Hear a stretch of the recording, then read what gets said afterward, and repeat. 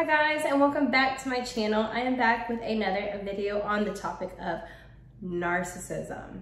Now, I did a video several weeks ago that did pretty well. However, it was my blogs that actually blew up the whole conversation around narcissistic experiences. As a lot of you know, I was in a terrible relationship, year-long relationship with a narcissist, and it almost killed me.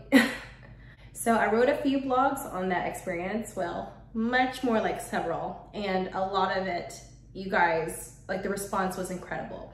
However, I noticed from my analytics that the one particular topic when it comes to narcissistic abuse that I wrote on was viral. Like, it blew up. You guys wanted to read this blog post the most, and that was on the Narcissistic Supply. Now, what is supply? Think about what air is to a normal person. We have to breathe it in order to live. Supply is basically the form of attention that a narcissist uses to survive. Because, as you probably already know by now, narcissists, they demand attention. They can't live without it. I've been contacted by many survivors who all have one question that they ask me, and that is the new supply better than me? Now, as you already know, supply usually is a form of a person because they cannot be alone whatsoever. They have to have someone all the time. However, supply can also come in the form of money, a prestigious job. Supply comes in different forms, but usually narcissists thrive on dating. So yes, that's what I'm talking about. So is the new supply or the new boyfriend and girlfriend better than you were? Absolutely not. I know that in my situation, like within days, I mean like 3 or 4 days of breaking up, he was already with someone else. And, you know, a lot of people who followed me, you know, they knew him and they sent me these pictures of him and this girl, like all cuddled up and stuff. And, you know, I was kind of like, wow, I was very hurt. I was taken back. I was just like, you know, that was really fast. But the thing about it is that it wasn't, because he had already been grooming this chick and talking to this chick behind my back for weeks. And once he, you know, figured out she was secure enough and that he could lure her in, he let me go. And that was the final discard. So by the time that you hear about this new supply, this new boyfriend, this new girlfriend, chances are, honestly, they've already been in the picture for days, weeks, months. They've been grooming this person the whole time behind your back. It's not uncommon. This is also why most narcissists are prone to cheating, because they have to have this constant source of supply or attention, because one person is never enough for them. This is another reason why when they break up with person A, they go to person B. Person A person B doesn't work out, so they go to person C. Person C doesn't work out, they go back to person A. They like to recycle their exes, and they keep them in something called a harem or a garage where they just recycle through. This is another reason why they want to remain friends with you after a breakup, which I think is completely stupid. Don't do it. Honestly, they don't want to be your friend. They just want to use you for attention later on and perhaps insert themselves to get back with you. I know how you must feel after a breakup. You see them posting all these pictures with someone new. First of all, don't look. I know you're gonna look, but please don't look. Please block them, please stop, because you're only gonna hurt yourself in the end. Trust me, I know.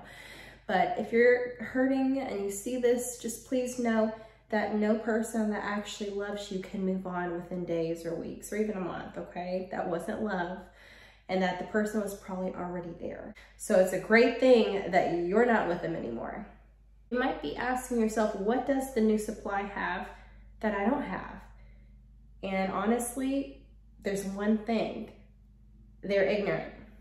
And I don't mean that in a rude way. I mean that they don't know what you've been through. They don't know who this person truly is. They have not been abused yet. Therefore, they're victims. You have to look at them as victims because they are victims. I mean, as you know, in the love bombing phase, that narcissist is good at wearing masks. He learns a person, he takes their qualities, characteristics, likes, dislikes, and he forms a mask to get them to like him or her. So it's literally no different. He's not going to treat her, or she, the narcissist is not going to treat their new supply any different than they treated you. Because give it time, within time, they will go through that same dramatic cycle of love bombing, devaluation, discard, hoovering. It will all it'll all come into fruition. I promise it will happen again and again. Just give it time.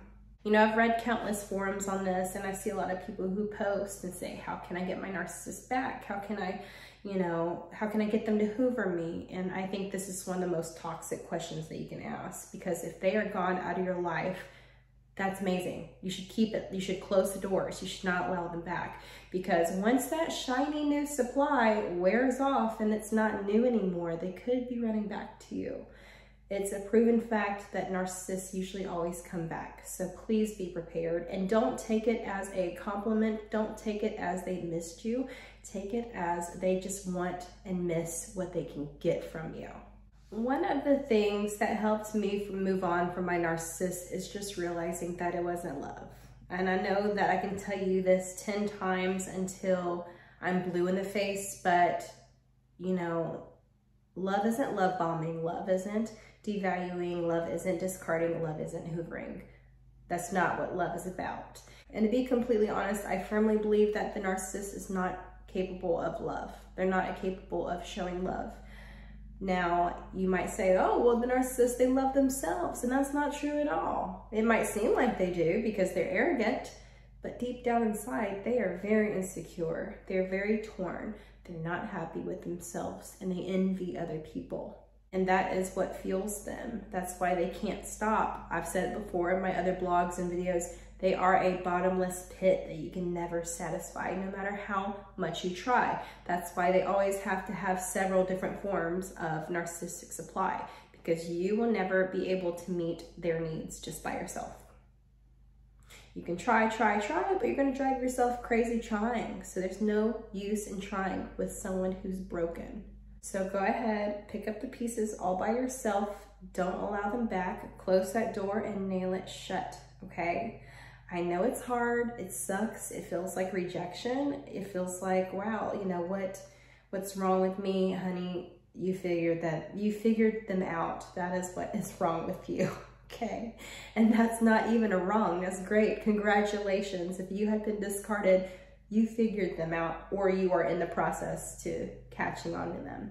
So congratulations. Now the process stops with you. It's time for you to stop. I'm here. You can always email me if you have any questions, or if you want to read my blogs, I can link them in the description box below, including my blog on the Narcissists New Supply. So hang in there, it's gonna be all right. I promise you there is life after narcissistic abuse. All right, bye guys.